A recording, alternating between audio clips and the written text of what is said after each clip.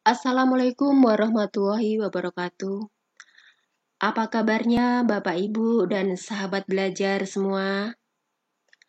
Semoga senantiasa dalam keadaan sehat walafiat dan dalam perlindungan Allah Subhanahu wa taala. Amin amin ya robbal alamin. Alhamdulillah, hari ini kita bisa berjumpa kembali untuk belajar bersama via online. Walaupun via online, kita harus tetap semangat dalam menuntut ilmu. Pada kesempatan kali ini, kita akan belajar tentang manajemen perubahan. Ini merupakan materi lanjutan tentang visi berdasarkan studi kasus.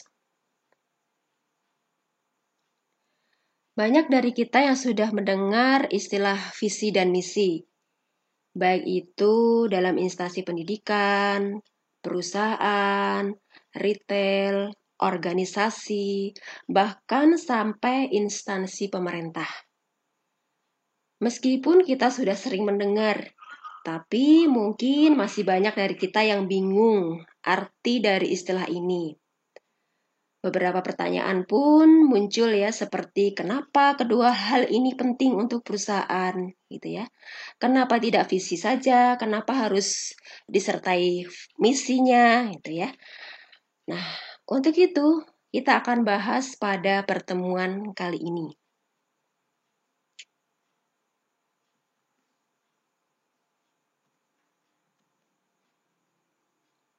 Visi dan misi perusahaan ini merupakan salah satu hal yang membentuk inti bisnis.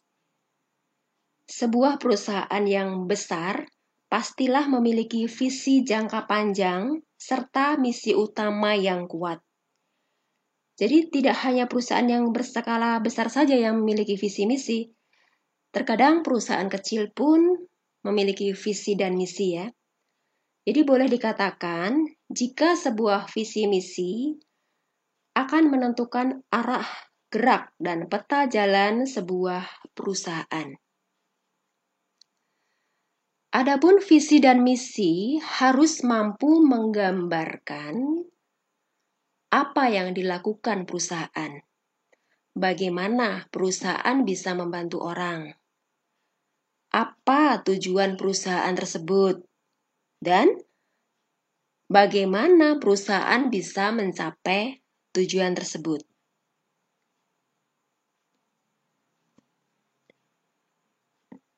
Adapun pengertian dari visi berdasarkan Kotler adalah pernyataan tentang tujuan organisasi yang diekspresikan dalam produk dan pelayanan yang ditawarkan, kelompok masyarakat yang dilayani, nilai-nilai yang diperoleh, serta aspirasi dan cita-cita masa depan.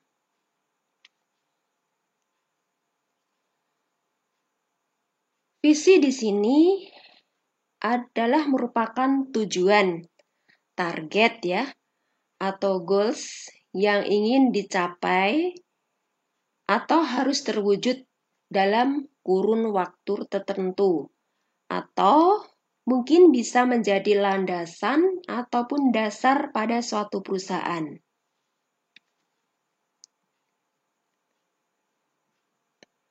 Kemudian, pengertian misi.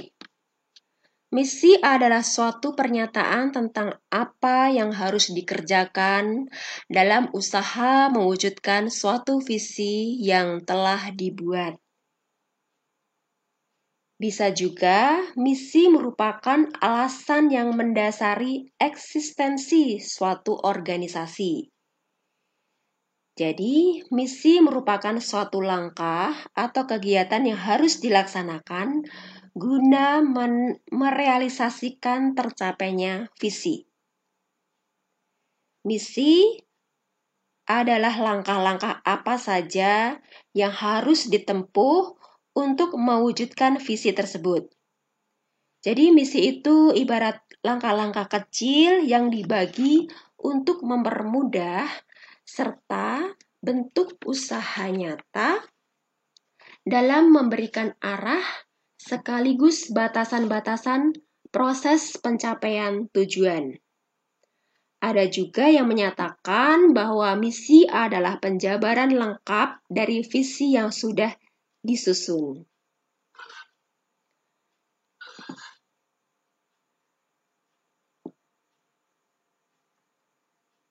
Kemudian, fungsi dari misi yang pertama, memberikan arah usaha. Yang kedua, memfokuskan langkah-langkah yang akan diambil. Yang ketiga, objektif. Target dan program perusahaan dirancang berdasarkan misi yang sudah dibentuk.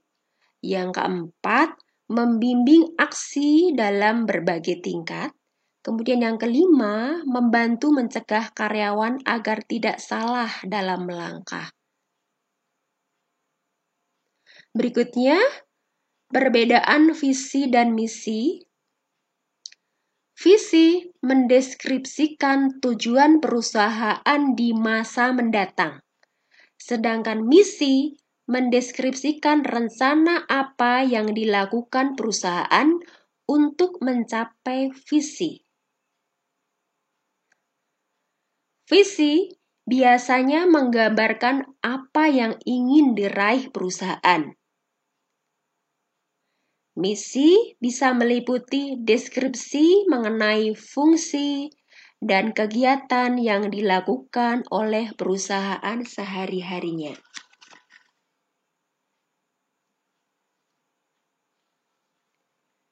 Visi juga biasanya itu ditulis hanya dalam kalimat yang singkat, ya.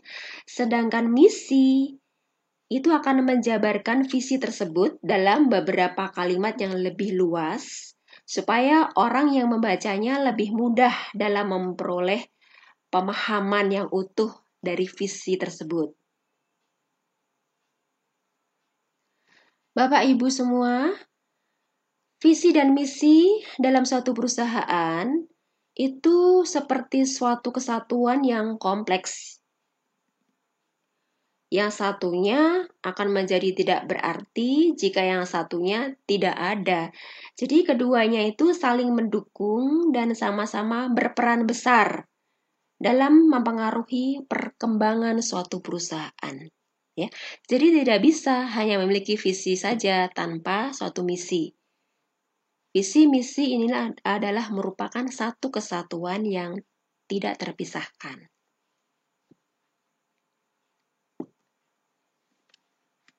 Kemudian kita akan mempelajari tentang tips membuat visi perusahaan.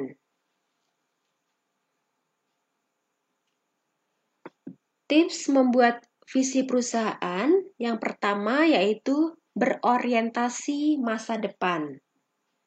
Maksudnya di sini, suatu visi haruslah memiliki tujuan yang jelas di masa yang akan datang. Jadi, apa yang perusahaan inginkan, standar perusahaan seperti apa yang diharapkan, kemudian poin-poin utama yang akan digunakan untuk membuat visi itu apa saja. Nah, ini harus digambarkan ya dalam pembuatan visi perusahaan. Jadi, visi harus terstruktur dengan jelas, karena inilah yang akan menjadi titik awal, serta yang akan menjadi acuan apakah perusahaan bisa berkembang dan dapat menunjukkan eksistensinya ataupun tidak. Tips yang kedua yaitu mampu menumbuhkan optimisme.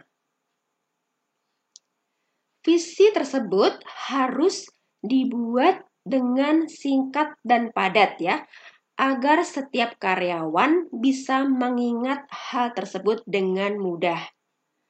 Selain kata yang mudah diingat, penggunaan setiap kalimat yang ada pada visi harus bisa menumbuhkan semangat atau optimisme pada seluruh karyawan dalam perusahaan tersebut.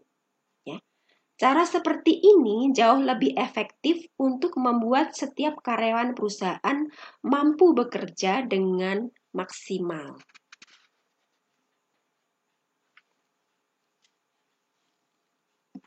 Kemudian, tips membuat visi perusahaan yang lainnya, di antaranya kita bisa menggunakan kaidah SMART Goals.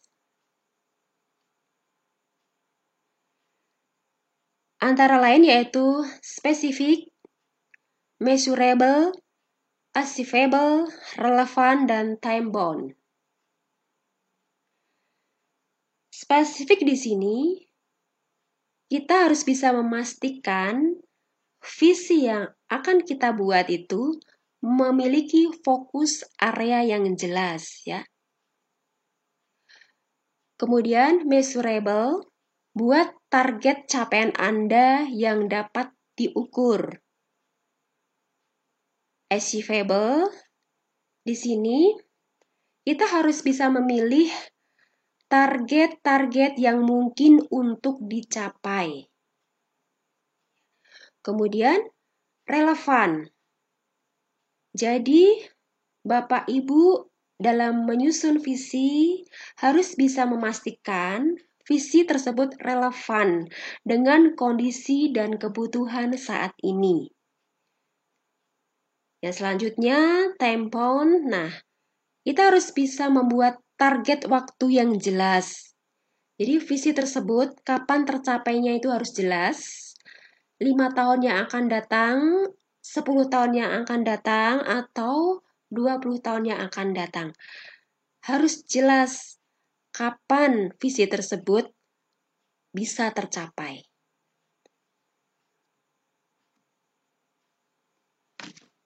Untuk berikutnya, kita akan membahas tentang tips-tips dalam membuat misi perusahaan.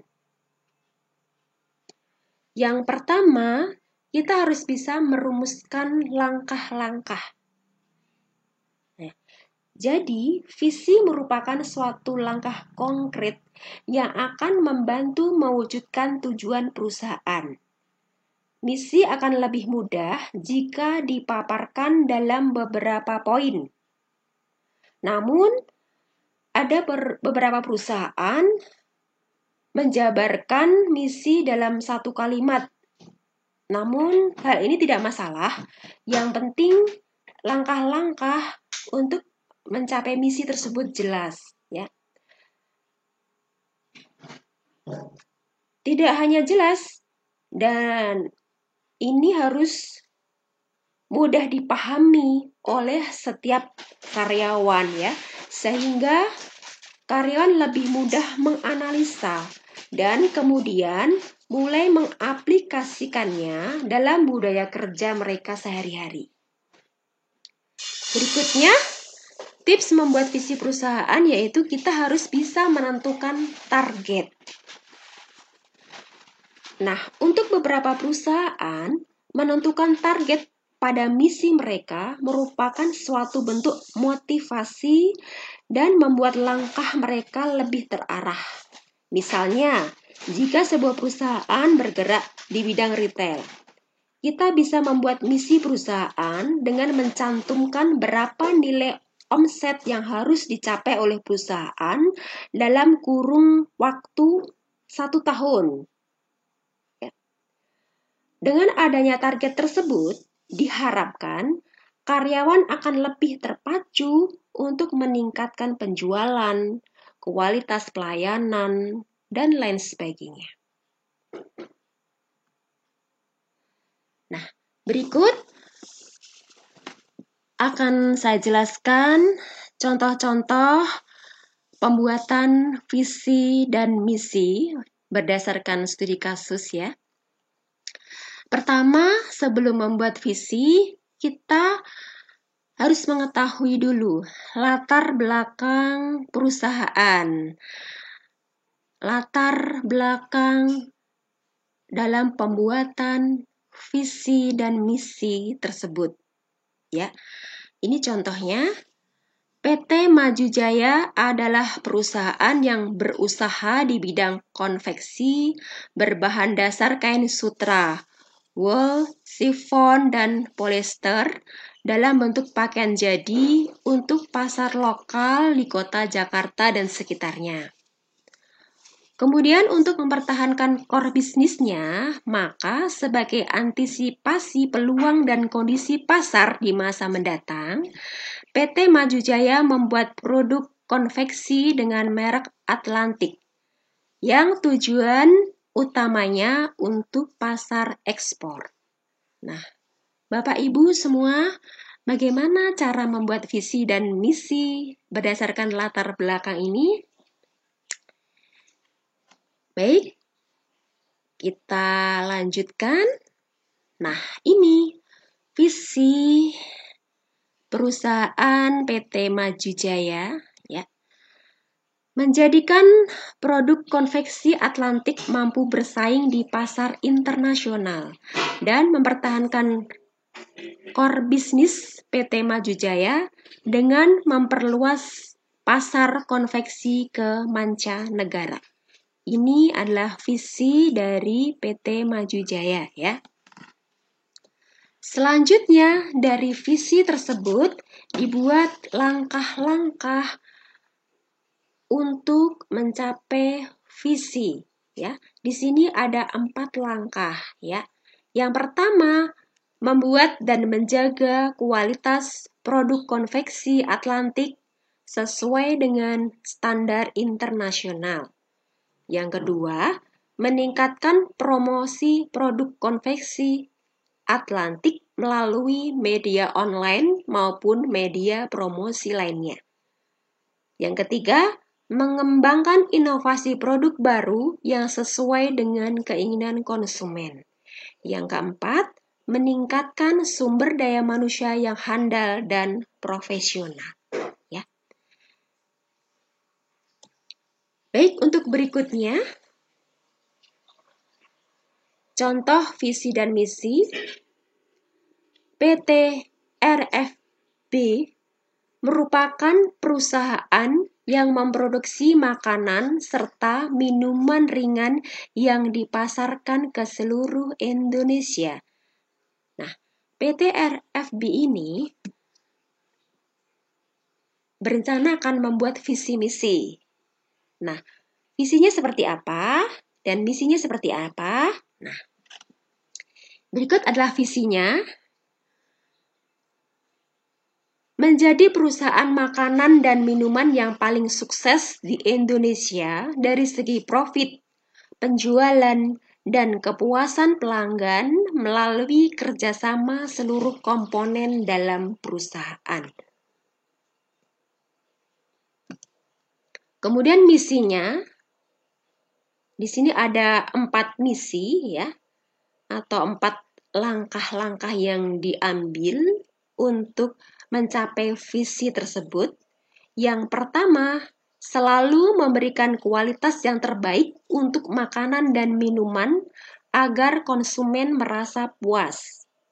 Yang kedua, menjadikan karyawan sebagai keluarga yang harus ditingkatkan kesejahteraan dan taraf kehidupannya melalui lingkungan kerja yang nyaman.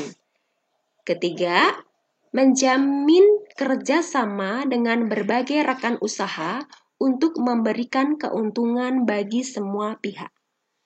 Keempat, mengelola perusahaan dengan baik agar pemegang saham memiliki nilai keuntungan yang semakin meningkat.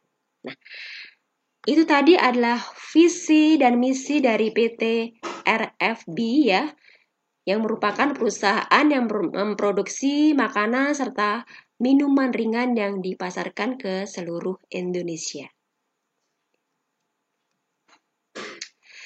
Nah, Bapak, Ibu, dan sahabat belajar yang saya cintai, kita sudah belajar tentang visi dan misi berdasarkan studi kasus. Nah, selanjutnya saya memiliki pertanyaan. Nah, saya berharap Bapak dan Ibu bisa menjawab pertanyaan saya ya. Ada 2 pertanyaan ya. Yang pertama, apakah rencana bisnis atau usaha Anda?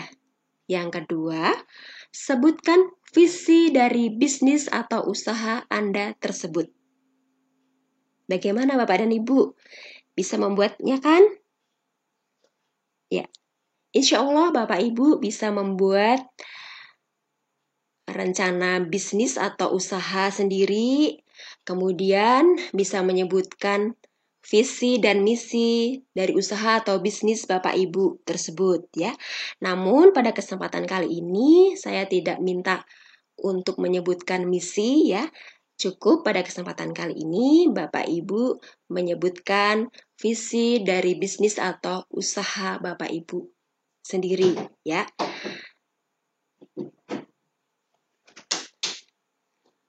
Untuk jawabannya bisa ditulis pada kolom komentar di bawah ini, atau untuk mahasiswa-mahasiswi IBM ASMI bisa diupload di e-learning ya. Oke, selamat mengerjakan. Teruslah belajar dan berusaha. Semoga kesuksesan menyertaimu. Terima kasih. Demikian mata kuliah yang sudah saya berikan pada hari ini. Semoga ilmu yang kita pelajari pada hari ini bermanfaat untuk kita semua. Billahi taufiq wal hidayah. Wassalamualaikum warahmatullahi wabarakatuh.